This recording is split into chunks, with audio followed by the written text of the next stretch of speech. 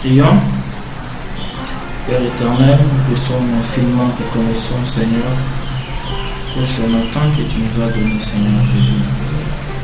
Oui, nous dormions hier, Seigneur Jésus, comme des morts sur nos lits. Et c'était facile de retrouver le sommeil, mais c'était pas facile de nous lever ce matin. Et c'est par ta grâce que tu nous as précipité de nous lever ce matin, afin que nous trouvions sur nos portes des bontés et des compassions, dont la Bible nous dit que tu renouvelles chaque matin. Je te dis merci pour ce moment que tu nous donnes à partager ta parole, ainsi que ceci soit notre nourriture quotidienne pour ta grâce et pour notre croissance spirituelle au nom de Jésus. Amen. Bien-aimés dans le Seigneur, je vous bénis et je vous salue aussi en même temps. Si nous sommes là, c'est pour partager la parole de Dieu que nous avons tiré dans le livre d'Amos, chapitre 5, verset 4. Nous lisons au nom de Jésus. Car ainsi parle l'Éternel à la maison d'Israël. Cherchez-moi et vous vivrez. Comprenons un peu, Dieu dit, toi, cherche-moi et tu vivras. Déjà au départ, ça s'est fait comprendre que Dieu n'est pas aussi caché que ça. Dieu n'est pas caché. Il est là. Parce qu'il te dit, cherche-moi et tu vivras. Je peux vous pousser un peu loin afin que vous compreniez quelque chose. Quelqu'un qui se cache derrière une chaise et qui crie, cherche-moi et tu vivras. Est-ce que réellement c'est quelqu'un-là est caché? Il n'est pas du tout caché. On ne peut pas se cacher en même temps et crier parce qu'on n'est plus caché une fois que notre voix est entendue par celui qui nous cherchait. Voilà la différence entre celui qui cherche une chose et celui qui cherche Dieu. Lorsqu'on ne sait pas retrouver ce qu'on a perdu, on peut chercher parce que la chose elle-même ne parle pas et la chose aussi ne dit jamais je suis resté quelque part ou caché quelque part. Et parce que si nous l'avons oublié par imprudence. Mais j'aimerais te dire une chose, même si tu as oublié Dieu par tes actes, par ta manière de te conduire, Dieu ne t'oublie jamais. Parce que des fois il nous arrive aussi à déraper, mais le même Dieu te dit, voici le chemin et marche-y. Donc dans ce passage, il y a deux verbes conjugués. Dans ce passage, il y a le verbe chercher, que Dieu lui-même a placé dans le présent, à l'indicatif, au temps présent, et aussi le verbe vivre que Dieu a placé au temps futur. C'est-à-dire, tu cherches pour vivre au futur. Il n'y a pas forcément la vie sur terre. La Bible ne nous parle pas forcément de cette vie sur terre. Mais la Bible veut nous parler d'autres choses qui sont beaucoup plus meilleures que cette vie. Tu me cherches, tu me trouves et tu vivras. Donc il y a un verbe trouver qui est caché dans le chercher et le vivre. Parce que quand on cherche une chose, c'est pour d'abord la retrouver. Mais lorsqu'on la retrouve, on se réjouit. Lorsqu'on trouve Dieu sur son chemin, on se réjouit de l'avoir trouvé. Mais après cette réjouissance, il y a une vie qui nous attend. C'est pourquoi la Bible nous dira dans Jean 3,16, quiconque croit, Dieu a tant aimé le monde afin qu'il a donné son Fils unique afin que quiconque croit ne périsse pas mais qu'il ait la vie et cette vie-là en abondance. Voilà le but de notre retrouvaille avec Dieu, c'est pour vivre cette vie en abondance. Et voilà ce que Dieu nous propose. Tu le cherches, tu le trouves et tu vivras. Ainsi, ce que nous avons à faire sur cette terre, c'est de chercher. Vous me direz, mais Dieu, lorsqu'on a Dieu, est-ce qu'on peut encore le chercher? Oui. on ne se lasse jamais de chercher Dieu. Parce que d'abord, la soif de chercher Dieu, c'est Dieu qui la place en nous. Et c'est Dieu le facilitateur de cette recherche. Et même si la technologie nous a facilité ce système-là de faire des recherches sur net, au travers son ordi, ou soit avec son téléphone, on peut se rester inactif quelque part, mais en train de chercher dans le net. Mais j'aimerais vous dire, ici, on ne parle pas forcément du mouvement du corps. Ce n'est pas le corps qui se met en mouvement pour aller chercher quelqu'un quelque part, mais c'est le cœur qui se met en mouvement pour aller chercher Dieu. C'est la soif dont la Bible nous parle. On parle d'une soif qui part du cœur, qui n'est pas des lèvres, mais qui part du cœur, qui se manifeste alors dans notre comportement, dans notre manière de vivre. Et cela aura un impact positif même sur notre langage corporel, dans le langage qui prouve nécessairement que celui-ci a besoin de Dieu. On pourra aussi, il y a des gens qui sont des spécialistes en amour. Ils le disent trop souvent, ils nous expliquent ça. Si une femme t'aime, tu vas le remarquer dans sa façon de se comporter vis-à-vis de toi. Et il fera des choses. Il y a d'autres qui disent, lorsqu'elle te parle, elle touche trop souvent ses mèches en train de glisser. Elle peut te parler et mettre les coups dans ce sens, soit chercher de toutes les façons à attirer ton attention. C'est un peu ça comme ces gens-là nous disent, les spécialistes en amour, bien sûr. Mais lorsqu'on cherche Dieu, la soif qui part du cœur se manifeste dans le corps. On pourra présenter à Dieu le cœur qui se donne comme si il était perdu, mais qui se laisse totalement entre les mains de Dieu. J'aimerais nous donner un exemple pour nous faire comprendre. Prenons le cas d'une maison. Une maison vide qui a besoin d'être habitée. Je ne parle pas d'une maison louée parce que notre cœur n'est pas une maison louée où Dieu va louer. Non. Notre cœur, nos cœurs sont une propriété privée de Dieu. C'est Dieu le maître de notre cœur. C'est lui qui construit notre cœur et c'est lui qui se met dans notre cœur. Et le cœur reste à Dieu et non pas à nous.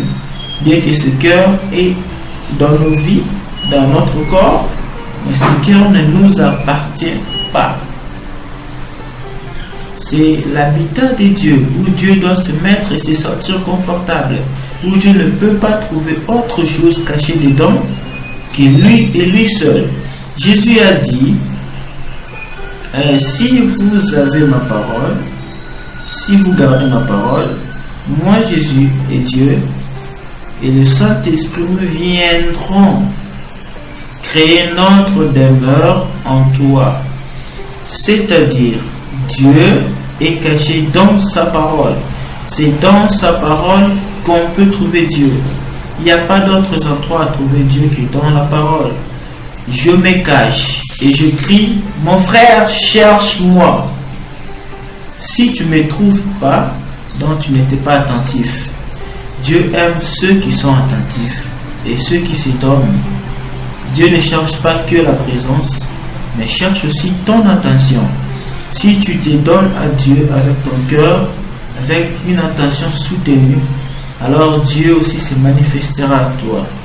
Parce que c'est toi qui as besoin de Dieu pour être quelqu'un. Dieu n'a pas besoin de toi pour confirmer sa royauté ou sa divinité. Il a été Dieu avant même que le monde ne soit monde. Et il restera Dieu jusqu'à la fin du monde. Même après le monde, Dieu est infiniment Dieu. Et c'est nous qui avons besoin de qualités pour être respectés. Mais Dieu n'en a pas besoin, car il est au-dessus de tout. Au-dessus des créatures, au-dessus des créations des hommes. Tu pourras dire des choses, des gens ont créé des choses contre moi, mais moi j'aimerais te dire que toi, tu as celui qui crée aussi des choses.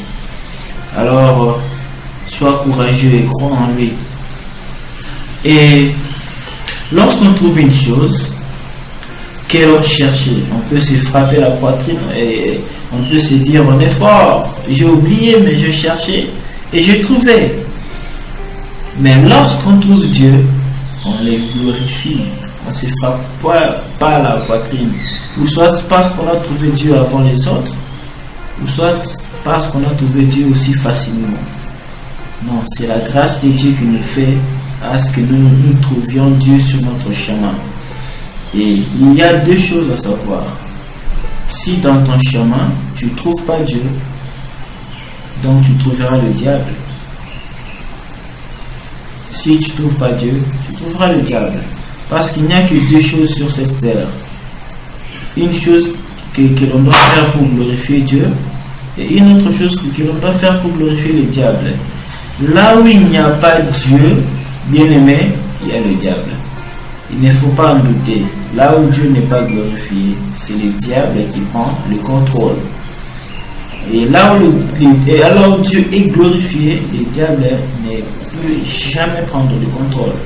Et si Dieu est glorifié en toi, le diable ne pourra jamais prendre ton corps comme ça demeure. Et le diable même n'a pas de pouvoir sur les enfants de Dieu. Tel que tu es, Jean chapitre 1, le verset 12 a dit, tu as reçu le pouvoir de devenir enfant de Dieu. Et c'est ce pouvoir-là que tu as qui te qualifie plus que vainqueur. Peu importe les combats, peu importe les situations qui pourront s'élever contre toi, sache bien aimé que tu as déjà vaincu ça à cause de celui qui vit en toi. Alors sois fort, ne laisse personne te dérouter et n'accepte personne changer ta manière de voir les choses. Vois Dieu avant de voir ta difficulté. Vois Dieu avant de voir, je ne sais pas moi, ta pauvreté, car la pauvreté, c'est une création, je peux dire, dans ce sens-là. Mais le Dieu qui crée la richesse est là. La richesse ne dépend pas de Dieu. Et le temps ne dépend, et Dieu ne dépend pas des temps. Et plutôt, Dieu ne dépend pas des richesses. Mais c'est la richesse qui dépend de Dieu. Voilà. C'est un message que je te donne. Dieu est présent. Il veut dire simplement, lorsqu'il dit cherche-moi et tu vivras, il veut simplement dire viens à moi et moi j'ôterai tes difficultés. Et moi je prendrai tes difficultés. Christ l'a même dit aussi. Il a ajouté, il a dit venez à moi vous tous qui êtes fatigués, chargés, je vous donnerai du repos. C'est-à-dire en quelque sorte, si on peut comprendre, c'est quelqu'un qui se met devant tout le monde et qui crie cherchez-moi. Mais moi je pourrais dire mais mon Dieu, tu es déjà là. Comment je peux te chercher? Parce que la Bible a dit l'Éternel, car ainsi parle l'Éternel à la maison d'Israël. Cherche-moi et tu vivras. Ainsi parle qui? L'Éternel. À qui? À la maison d'Israël. Il te parle et il te dit cherche-moi. Mais pourquoi aller trop loin? Il est là. Il est en toi. Il veut juste entendre ce que toi tu as besoin de lui dire. Chers amis, qu'est-ce que tu as comme besoin? Parce que tu sais, jusque-là, tu n'as rien demandé. Tu dois demander afin que ta joie soit parfaite. Car lorsque toi tu te réjouis, Dieu aussi se réjouit. Bien-aimé, cherche Dieu. Et ne te lasse pas de chercher Dieu. Même si tu te sens que tu as Dieu, oui, tu dois encore le chercher. Et lorsque nous utilisons ce verbe-là, chercher, ce n'est pas vraiment chercher quelque chose qu'on a perdu, ou comme on le dit souvent lorsqu'on essaie un peu de définir le verbe chercher, on peut dire c'est aller à la recherche de quelque chose. C'est comme quelqu'un qui veut chercher de nouvelles choses, des choses qu'on n'a jamais vues jusque-là, et des choses qu'on n'a peut-être pas encore entendues, ou soit une chose qu'on a perdue. C'est ce qu'on peut chercher. Mais dans la Bible, dans ce sens, dans la Bible ne prend pas ce sens-là qui est encyclopédique. La Bible prend le sens qui donne un peu une autre image au verbe, qui ne veut pas dire chercher, mais qui veut dire s'approcher ou venir à Dieu. S'approcher de Dieu. Dans la parole de Dieu, Christ a dit aux disciples, si vous voulez prier, entrez dans votre chambre, fermez la porte, priez Dieu qui voit dans le secret, il vous le rendra. Vous voyez, tu fermes ta porte et on dit Dieu qui se cache, tu le pries et il se manifeste. Donc tu n'as rien à faire que trouver Dieu dans sa parole. Lorsque tu marches dans la parole de Dieu, tu as Dieu. C'est ça le message que je voulais vous donner, bien-aimés. Dieu est dans sa parole. Et si tu as la parole de Dieu, tu as Dieu. Dieu ne se cache plus. Et même lorsque tu as Dieu, ne te lasse pas de vivre avec la parole de Dieu. Que la parole de Dieu soit ta nourriture. C'est comme la nourriture quotidienne que nous mangeons.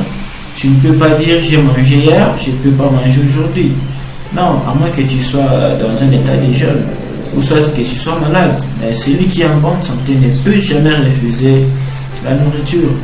Vous voyez un peu, on est censé manger tous les jours, on est censé se vêtir tous les jours, on est censé se laver tous les jours. C'est ça une habitude quotidienne et on est obligé de le faire. Si on se sentait aussi obligé de le faire d'une autre manière, de le faire d'une manière spirituelle et d'une manière chrétienne, on pourra dire on est obligé de lire la Bible, la parole de Dieu tous les jours, afin de savoir où est Dieu dans ce que je lis, où est caché Jésus. Parce que de la Genèse à l'Apocalypse, il n'y a que Jésus-Christ dedans.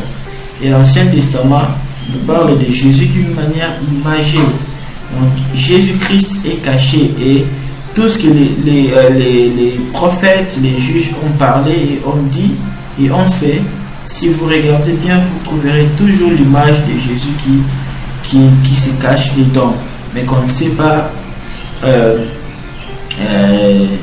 donner, qu'on ne sait pas détailler ou soit ressortir l'image elle-même. Vous voyez un peu, c'est dans ce sens-là. Ainsi, j'aimerais nous dire que Dieu nous aime. S'il s'est manifesté en son Fils, il va aussi se manifester en nous, puisqu'il le fait tous les jours. Et nous le sentons aussi tous les jours.